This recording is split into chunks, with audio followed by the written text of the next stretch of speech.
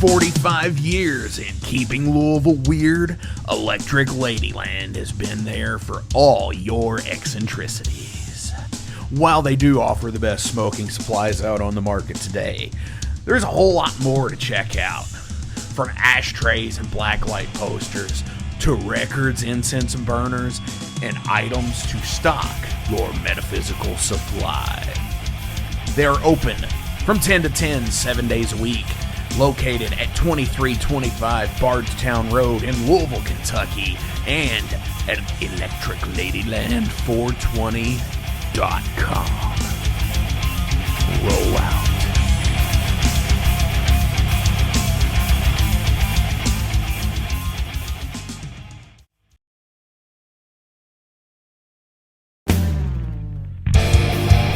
The year was 1979, and all the world was caught up in disco and Star Wars. But in Louisville, something was happening. A young entrepreneur named Ben had a vision to be the best record store in all of the city. Fast forward to 2023, and Better Days Records is still going strong. Still, after all these years, owned by the same guy. We have had some trips and falls along the way, but so does life, and Better Days is here to stay. With two awesome locations at 921 Barrett Avenue and at 2600 West Broadway, Better Days are surely in your future.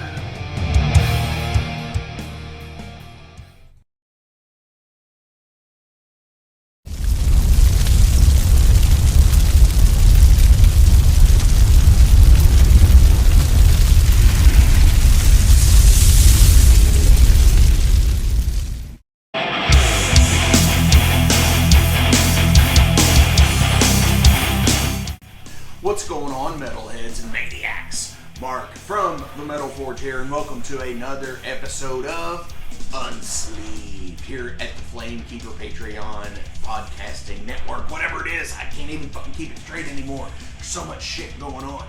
God damn. Holy fuck. This episode of Unsleeved is a kick-ass episode for me as a fucking metalhead. Because Chad Barnwell from Temptation's Wings, we're going to check in with him. So, here he is now. What are we doing here?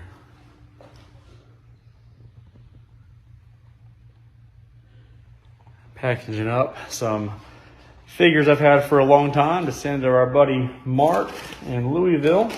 And Mark asked me to talk about these things and the history a little bit, so I just wanted to share with everyone. Obviously, like many of the metalheads out there, I'm super into Metallica, have been for a long time. And these figurines were from the Justice era.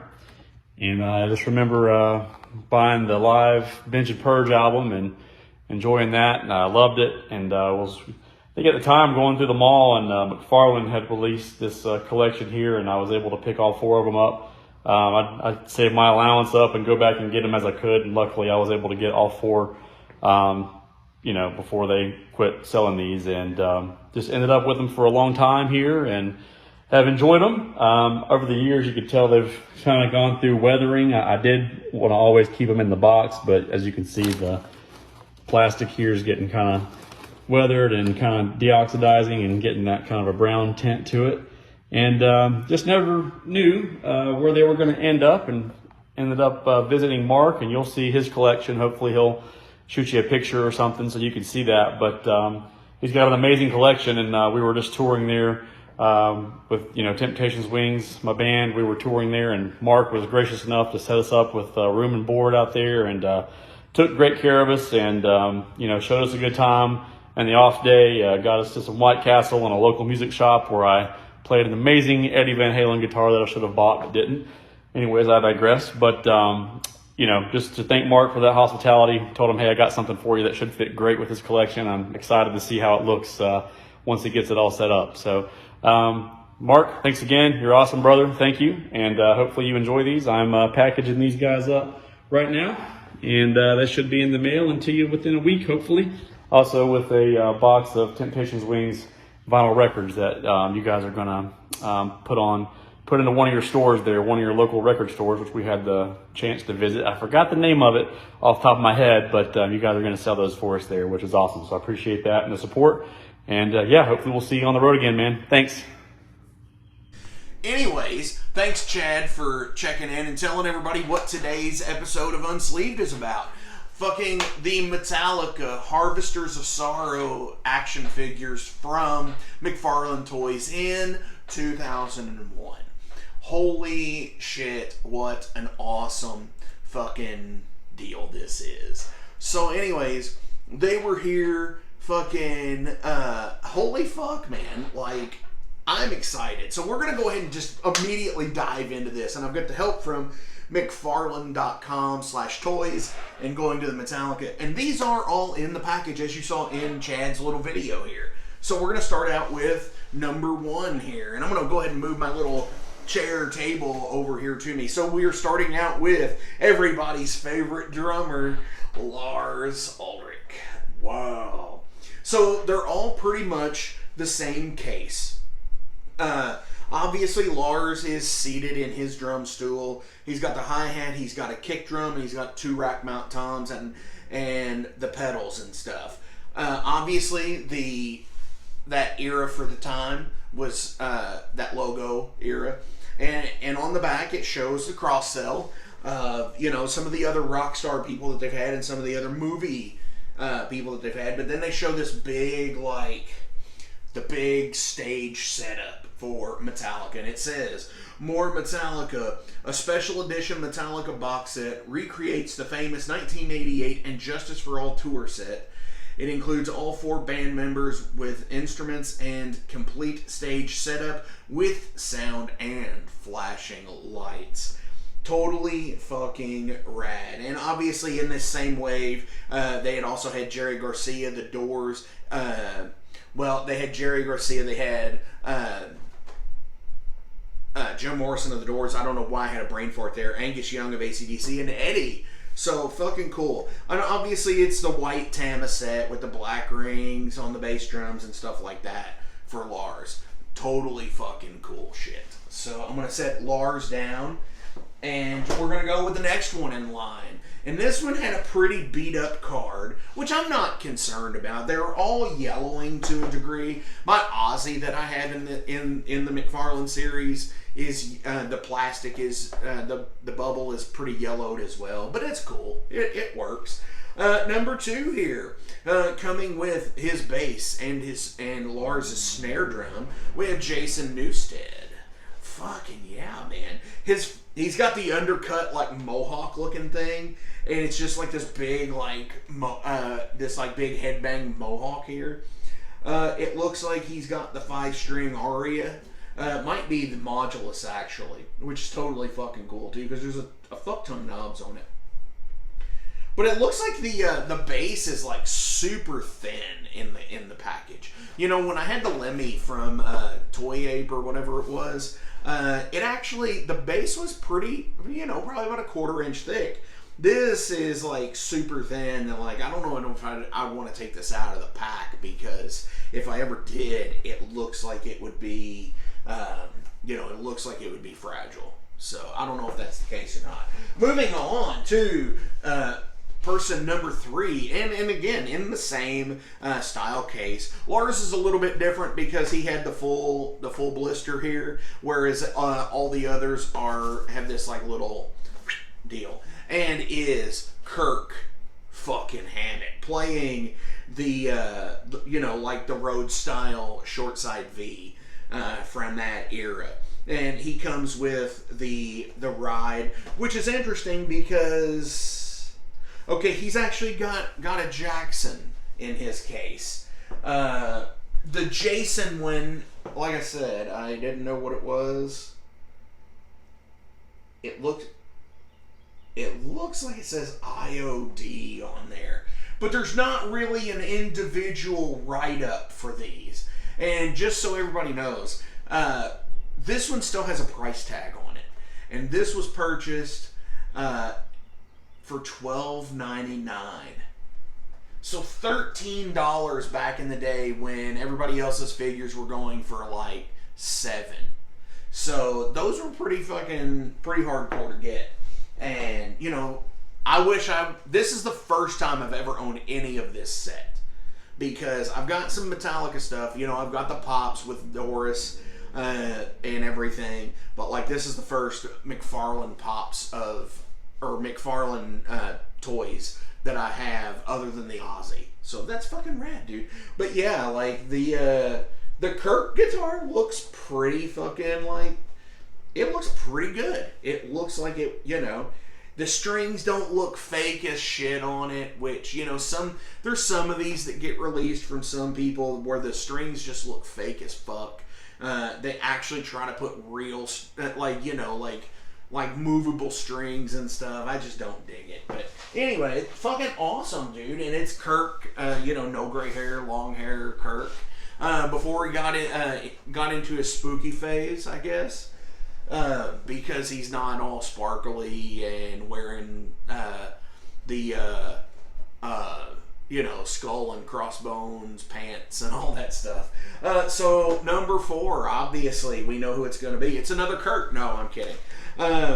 Is Mr. James Hetfield, and he comes with the crash symbol, and which is interesting because this is the ESP Explorer that he has here, and it says "So What" on it, which is cool too. But you know, the real one that he played through most of that show said "Eat Fuck" on it, so FUK obviously. But it's nice to see a James in that windswept deal here, you know, totally rad. So you know, if these were, you know, $13 a piece, you know, just saying no tax or anything like that, $13 a piece, you know, what's that, $52 or some shit, man. Like, for $52 you could have had those in 2001. Obviously, you know, they're on the 6-inch scale, which is totally cool. But I'm gonna go back here and look at this actual stage deal that they're talking about, because I've noticed that, you know, nobody else comes with an extra kick drum. Huh. Lars plays 2 kicks, right? At least I've always known him to play 2 kicks. So evidently that might be the thing where in the big box set you'll get the entire drum set, but definitely not with all of the figures. You'd have to buy two Lars figures, and who wants to do that, right? So anyway, the Metallica box set. Deluxe box with all 4 figures, complete stage, drum kit, and guitars. Of course, 6-inch scale. Those are long gone at this point. It's a totally rad setup because it's got like the truss work behind it, and ultimately that's going to be my next thing. And you can get those on Reverb and on eBay, but pay attention to the price because they have been really fucking expensive. Anyway, so thank you all for tuning in this week. I know I didn't talk much, but I just wanted to give you guys a look at the awesome fucking all 4 members of Metallica. You know, because I got dissed one time because somebody said, Metallica's his favorite band. You know, because, like, that's a big fucking thing to where it's like a big insult or some shit. Yeah, I like Metallica, fuck it. I can admit it. And I can like everything of theirs, even the albums that everybody thinks sucks. So look at this. This is fucking awesome. You know, we've got fucking Lars, Jason, Kirk, and James fucking in their 1988 fucking glory of the Seattle show from Live Shit, Binge, and Purge. And I think I might do that, actually. I think I might build a shelf here in the Metal Forge and put some fucking, like, some of this stuff up here. Like these and the Metallica Binge and Purge box set that I have, which is the VHS set. So fucking rad shit.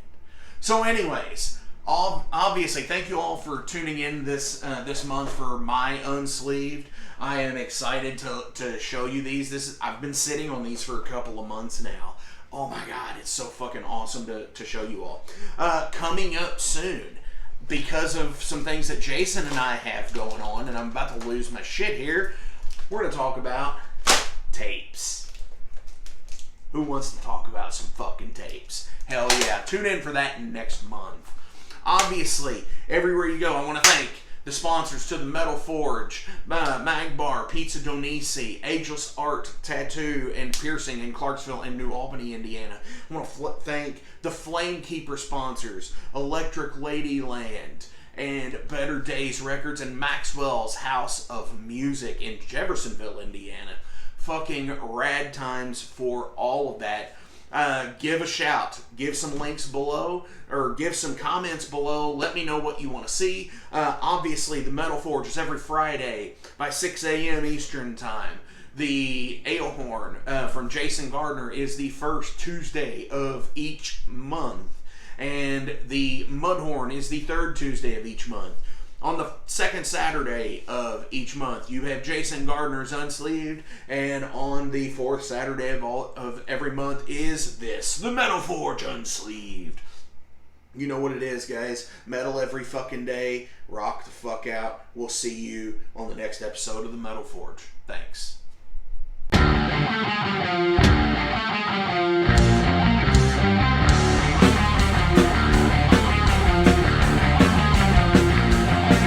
Maxwell's House of Music in Jeffersonville, Indiana is the premier 12,500 square foot music superstore that has served both southern Indiana and Louisville, Kentucky metro area for over 4 decades. Originally founded by Marvin and Beverly Maxwell in the 70s, this gym remains a Maxwell family-owned business. Mark Maxwell, along with his business partner Whitney McNichol, continued the reputation as being the national resource for all things music. In 2022, the iconic Guitar Emporium of Louisville relocated to Maxwell's Music, creating the largest independently owned showroom in the region. The retail offerings at Maxwell's Music includes a huge selection of guitars, basses, amplifiers, effects pedals, modeling amps, keyboards, drums, banjos, mandolins, ukuleles, sound systems, stage lighting equipment, and accessories. The music education program at Maxwell's is second to none. From private instrument and voice lessons to DJ, EDM, recording, songwriting, and music theory, to rock school, weekend warriors, and Maxwell's Music Lab, there is something for every age and every ability level. Down in Repairland, guitar and instrument repairs and refurbishment are taken care of by the Maxwell's team of expert guitar technicians and luthiers. They also do appraisals of instruments as well. Maxwell's offers installations for professional audio, visual, and lighting systems for schools, churches, clubs, VFWs, funeral homes, sports fields, and so much more. There's also rentable space at Maxwell's, from the music practice and rehearsal rooms for the individuals and bands, all the way to a meeting space and concert venue that seats up to 120. That also includes a professional audio, visual, and lighting system and a sound booth. Maxwell's has it all. All this plus an original functioning 1947 recording booth to make your own record. Go to the Guitar Hero throne, to the very own Elvis statue, and don't forget the Harmony Green Pocket Park. There's a reason the Maxwell's House of Music in Jeffersonville, Indiana has been recognized by the National Association of Music Merchants as a #1 award-winning best store design, as well as top 100 music store year after year.